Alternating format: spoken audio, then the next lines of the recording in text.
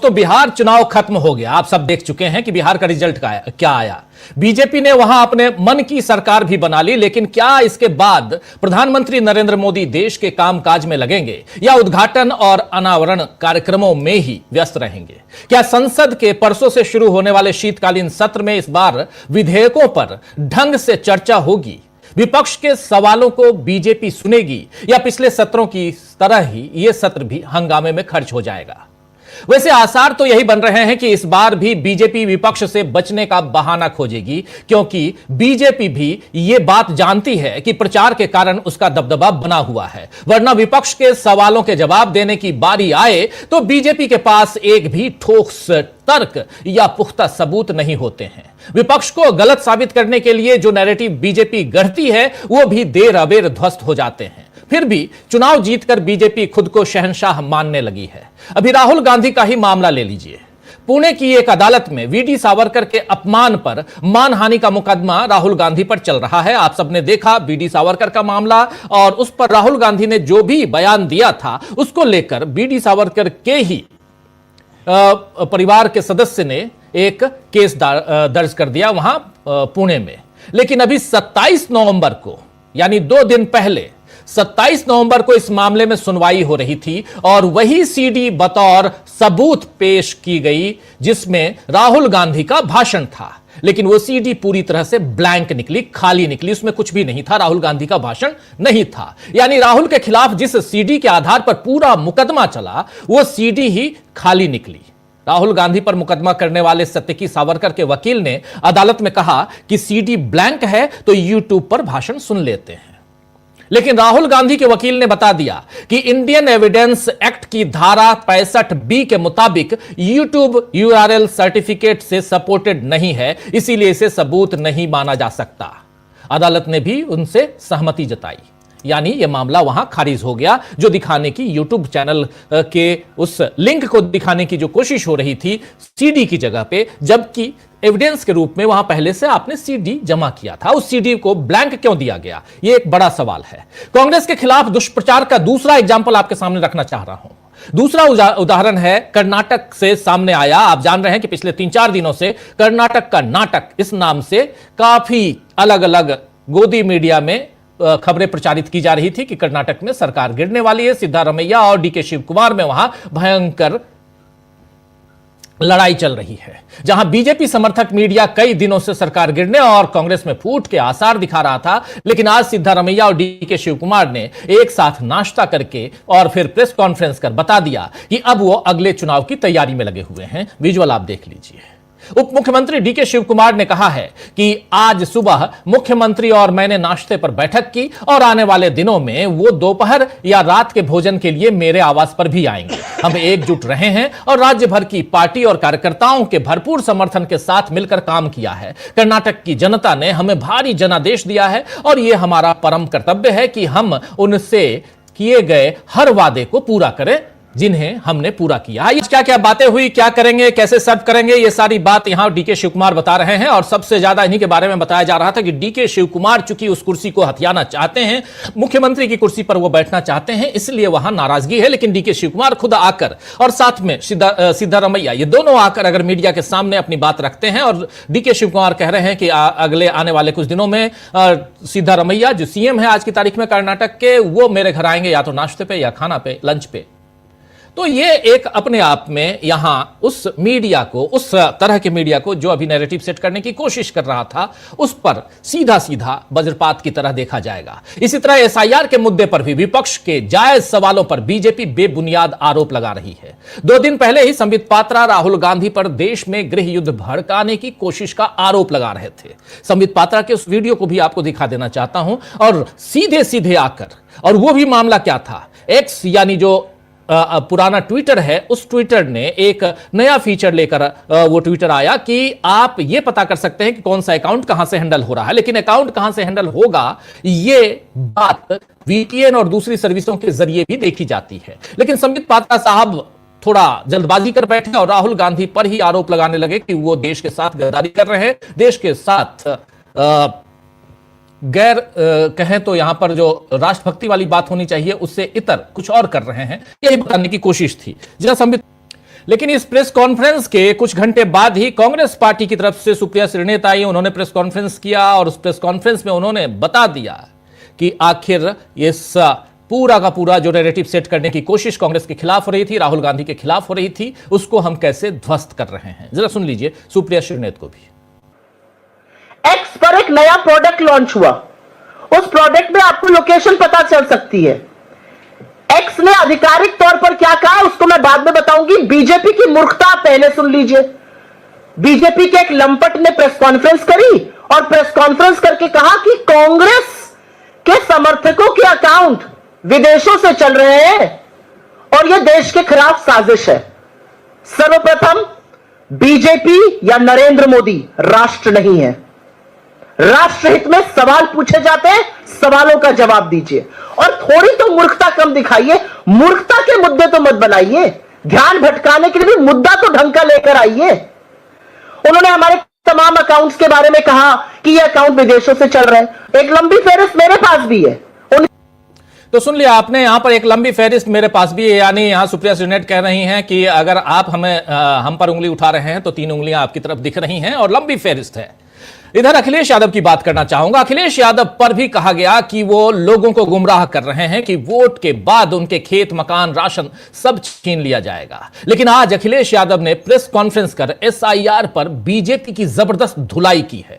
अखिलेश यादव ने आरोप लगाया है कि एसआईआर के मसले में अभूतपूर्व जल्दबाजी की जा रही है। नगरपालिका की सफाई कर्मचारियों तक को बीएलओ के सहायक बनाकर लगाया जा रहा है और सफाई कर्मचारी पहले से ही भारी कार्यभार से दबे रहते हैं। ऐसे में उन्हें तकनीकी काम देना न सिर्फ अव्यवहारिक है बल्कि चुनावी प्रक्रिया की विश्वसनीयता पर भी आंच डालता है। अखिलेश ने इसे लोकतांत्रिक व्यवस्था पर सीधा हमला बताते हुए कहा है कि सोची समझी साजिश है ये, जिसके जरिए मताधिकार और आरक्षण पर चोट की तैयारी की जा रही है। आइए सुनिए, सवाल कर रहे हैं अखिलेश यादव ने यह भी सवाल किया है और कहा है कि एसआईआर की प्रक्रिया में कई अनियमितताएं सामने आ रही हैं और कई बीएलओ को अब तक आवश्यक प्रशिक्षण तक नहीं मिला है।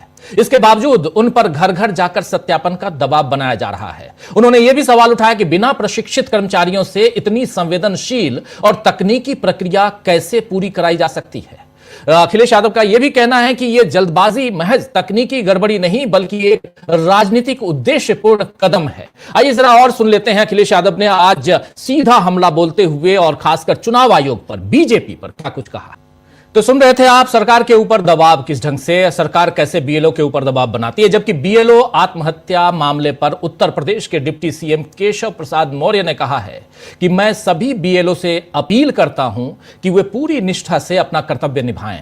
निराश या हताश होने की कोई जरूरत नहीं है। बीएलओ हमारे लोकतंत्र के लिए जरूरी हैं और हम एक लोकतांत्रिक देश के नागरिक हैं। ऐसी घटनाएं नहीं होनी चाहिए। सभी को आत्मविश्वास के साथ काम करना चाहिए। यह पूरी प्रक्रिया चुनाव आयोग के निर्देशों के तहत चल रही है और सभी की भागीदारी से इसे सही ढंग से आगे बढ़ाना चाहिए। यह बात यहां केशव प्रसाद मौर्य कह रहे हैं।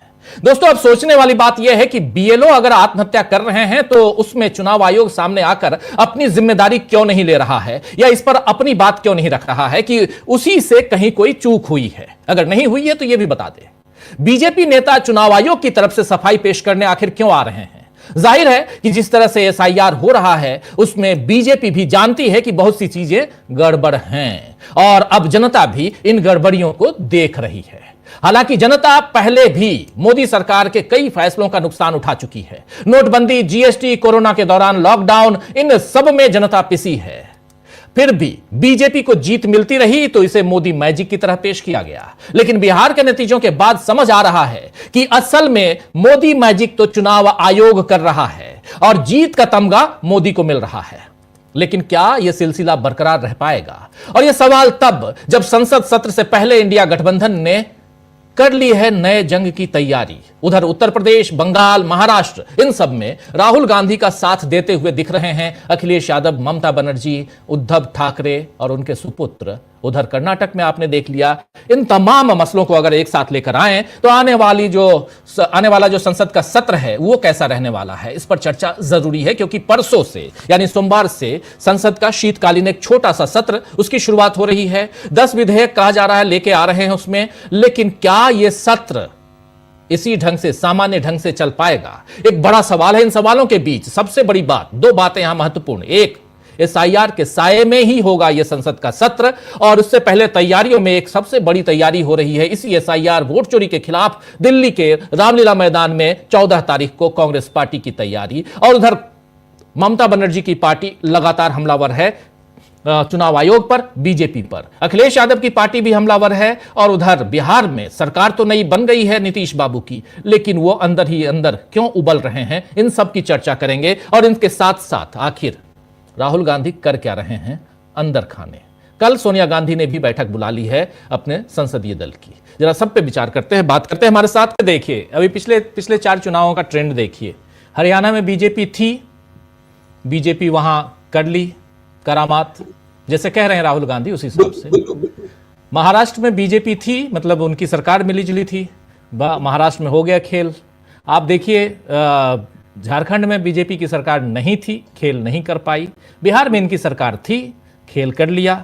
दिल्ली में कहते हैं मिली जुली है, तो दिल्ली की बात ही छोड़ देते हैं, उस पर मैं बात करता भी नहीं हूं।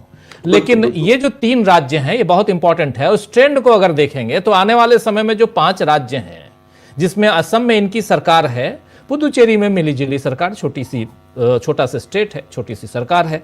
लेकिन 3 राज्य जिसके बारे में अभी बता रहे थे प्रशांत जी, कि चाहे केरल हो, चाहे वो तमिलनाडु हो या पश्चिम बंगाल की बात खूब होगी। अभी बात हो रही है सिर्फ और सिर्फ पश्चिम बंगाल, क्या उसी की होगी, असम की बात नहीं होगी। एसआईआर की बात यह भी आ रही है कि आखिर आप एसआईआर क्यों नहीं करवा रहे हैं असम में। बाकी जगह आप करवा रहे हैं, वहां एसआर का नाम लें, कुछ और नाम लें, लेकिन असम में आप नहीं करवा रहे हैं। असम में जो फॉर्म भरवा रहे हैं, आप किस ढंग का फॉर्म भरवा रहे हैं। और यहां जो फॉर्म भरवाया जा रहा है उत्तर प्रदेश में, दूसरे राज्यों में, 12 राज्यों में जहां है, उस फॉर्म को देखिए तो कितनी, और उसमें वो लोग, हम जैसे लोगों को कितनी मुश्किल हुई 2003 के उस वोटर लिस्ट को खोजने में। तो इसलिए परेशानी है। और जो बात अंशु जी कह रही थी बहुत इंपॉर्टेंट, कि अब जनता को अपना अस्तित्व यहां साबित करना है, अपने आप को साबित करना है कि हम इस देश की जनता हैं, इस देश के नागरिक हैं हम। जब आपको अपने आप को नागरिक साबित करना है, तब तो फिर परिस्थितियां किस दिशा में जा चुकी हैं। लेकिन निराशा नहीं है संजय जी, मैं निराशावादी हूं भी नहीं, मैं निराश कभी नहीं रहता। और मुझे एक छोटा सा आप कमेंट क्लोज कीजिए, फिर जल्दी से अमलेंदु जी के पास आता हूं। और जब देश की जनता बागडोर अपने हाथ में लेती है ना, चाहे वो नेपाल हो, चाहे वो बांग्लादेश हो, चाहे वो श्रीलंका हो, या रशिया, अमेरिका और यूरोप में इतनी क्रांतियां हुई, इन सबको आप देख लीजिए। क्रांतियों का, और इसी देश में हमने देखा है, इस देश में हम लोगों ने अंग्रेजों को कैसे भगाया, उन्हीं क्रांतियों के दम पे भगाया है। ऐसे नहीं भागे अंग्रेज यहां से। क्लोज कीजिए, फिर जल्दी से अमलेंदु जी के पास आता हूं।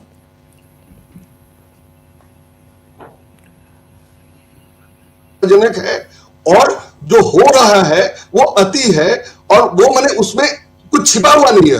शर्मनाक ये है कि कुछ छिपा हुआ नहीं है, और जो लोग कर रहे हैं, मैंने आंख मूंद करके 5 भारत रत्न दे दिया गया 1 साल में, और उसके बाद फिर कोई भारत रत्न के लायक है ही नहीं।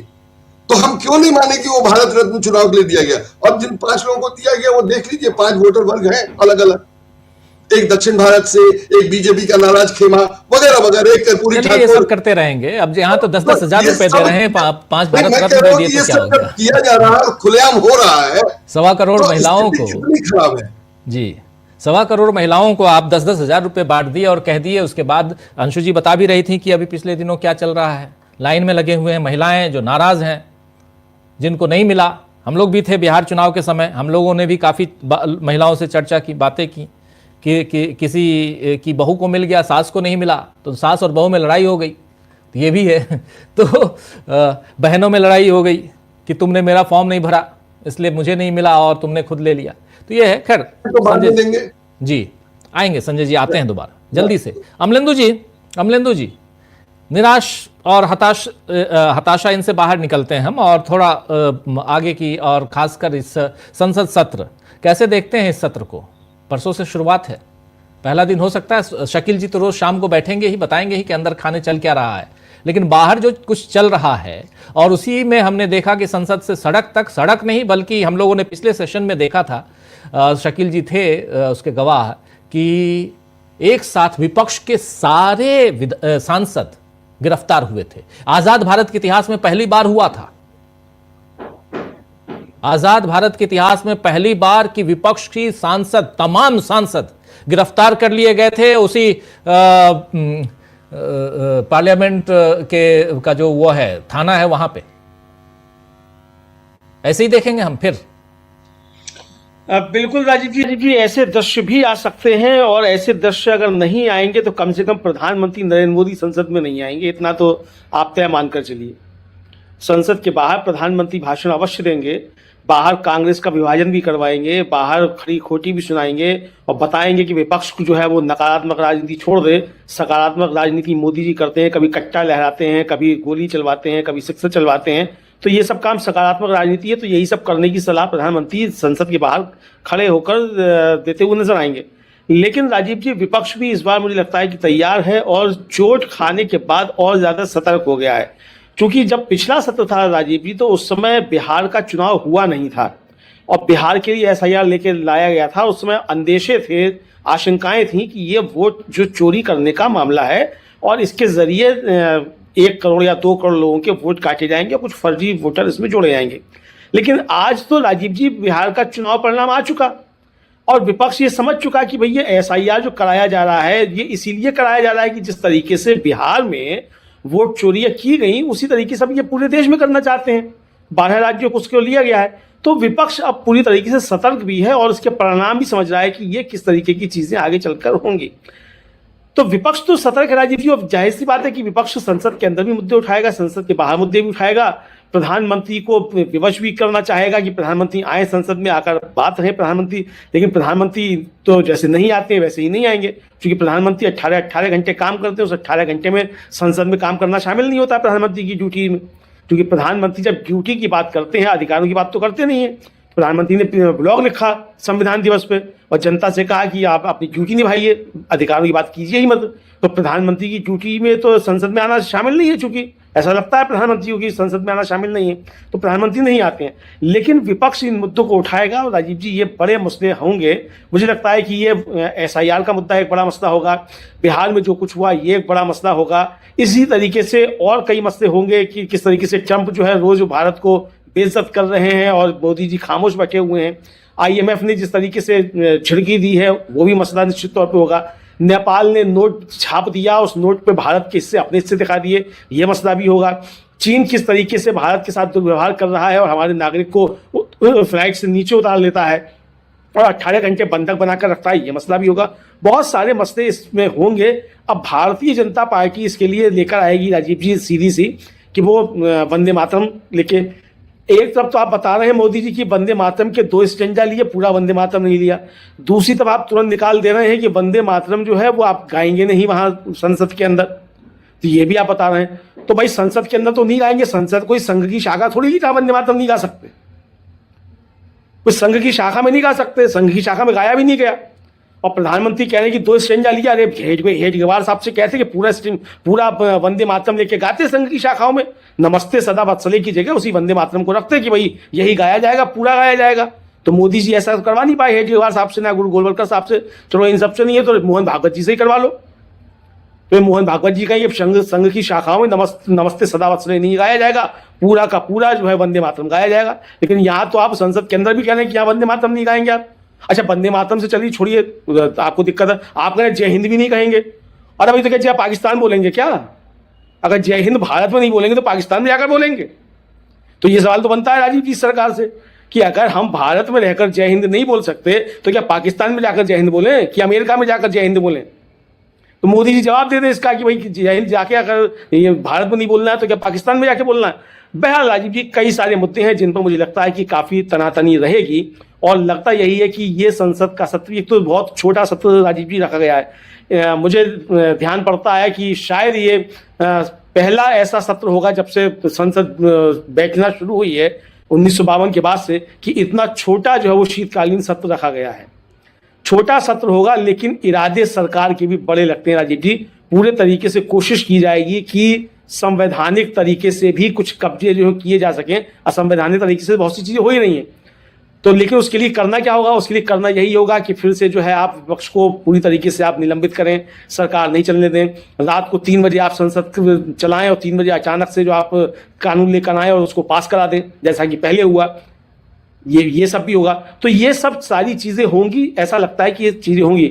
लेकिन राजीव जी, जो मुख्य प्रश्न है और जिसकी तरफ आपने भी ध्यान दिलाया और अंशु जी ने भी उसकी तरफ ध्यान दिलाया, हम लोग उस पर लगातार चर्चा करते रहते हैं कि लोकतंत्र किसी नेता के बचाने से नहीं बचेगा और किसी अफसर के बचाने से, किसी सुप्रीम कोर्ट के बचाने से नहीं बचेगा। सुप्रीम कोर्ट संविधान का कस्टोडियन हो सकता है, संसद कानून बनाने के लिए सर्वोच्च संस्था हो सकती है, लेकिन लोकतंत्र अगर बचेगा तो लोकतंत्र जनता ही बचाएगी, क्योंकि लोकतंत्र किसी नेता की आवश्यकता नहीं है, लोकतंत्र इस जनता की आवश्यकता है। और जनतंत्र पे अगर हमला हो रहा है, इस लोकतंत्र पर अगर हमला हो रहा है, तो जनता को ही उठाना होगा। क्योंकि राजीव जी, शुरुआत हुई थी अल्लामा इकबाल के शेर से कि एक ब्राह्मण ने कहा है कि साल अच्छा है, तो अल्लामा इकबाल का ही एक शेर है कि वतन की फिक्र कर नादा मुसीबत आने वाली है, तेरी बर्बादियों के मशवरे हैं आसमानों में, न समझोगे तो मिट जाओगे हिंदुस्तान वालों, तुम्हारी दास्तां भी ना होगी दास्तानों में। तो इस सरकार जो है राजीव जी, ये आम आदमी की दास्तान मिटाने पर तुली हुई है। अंग्रेज चले गए, अंग्रेज भारत का इतना नहीं बिगाड़ पाए थे जितने ये काले अंग्रेज जो आ गए हैं, ये इस जनतंत्र को कुचलना चाहते हैं, लोकतंत्र को कुचलना चाहते हैं। जो हमारी लगभग 150 सालों की लड़ाई थी अंग्रेजों से, उसके नतीजे में हमको जो आज़ादी मिली, हमारे हजारों आज़ादी के नायकों ने अपना बलिदान दिया, अपना जीवन का उत्सर्ग किया, और ये जो थे ये सब पर्दे के पीछे से मिले हुए थे। ये वंदे मातरम से परेशानी इसीलिए है क्योंकि ये तो वंदे मातरम जो तो समझते थे भारत माता जो है इनकी, वो ये तो विक्टोरिया माता को समझते थे अपनी, इन्होंने कभी नहीं गाया वंदे मातरम। तो ये इसलिए जो है इनको वंदे मातरम से ये चिढ़ होने लगी है, इसलिए जय हिंद से इनको चिढ़ होने लगी है। तो ये सारी चीज़ें हैं। तो निश्चित तौर पे समझना जनता को है, लड़ाई जनता को लड़नी है। राजनीतिक दल आपकी लड़ाई का नेतृत्व कर सकते हैं, और आज़ादी की लड़ाई भी राजीव जी जब जनता ने लड़ी तभी आज़ादी मिली थी। महात्मा गांधी ने जो काम किया था वो आकर यही किया था कि जो आज़ादी की लड़ाई, जो जनता की लड़ाई नहीं बन सकी थी, उसको जनता की लड़ाई बनाया, और जब जनता सड़कों पर होती तो अंग्रेज यहाँ से भागे थे। 1857 का स्वतंत्रता संग्राम विफल इसीलिए हुआ क्योंकि वो जनता की लड़ाई नहीं थी, वो राज्य रजवाड़ों की लड़ाई थी, इसीलिए विफल हुआ। लेकिन जब आज़ादी का आंदोलन जन आंदोलन बना तो वो कामयाब हुआ और अंग्रेज यहाँ से भागे। तो इसलिए कोई मतलब राजनेता जो है वो लोकतंत्र नहीं बचाएगा, वो आपकी लड़ाई का नेतृत्व कर सकता है, उसको एक दिशा दे सकता है, भटकने से रोक सकता है, लेकिन लड़ाई जो है लोकतंत्र को बचाने की, वो जनता को लड़नी होगी और अपने अधिकार समझने होंगे। राजीव बिल्कुल। प्रशांत जी कुछ जोड़ रहे थे, समय खत्म हो चुका है। प्रशांत जी जल्दी। बस मैं एक सेंटेंस कह रहा हूँ कि बीजेपी नैतिक अनैतिक की बाधाओं से बहुत ऊपर है, और चुनाव आयोग तो हम जानते देख रहे हैं उसमें क्या बहस करें।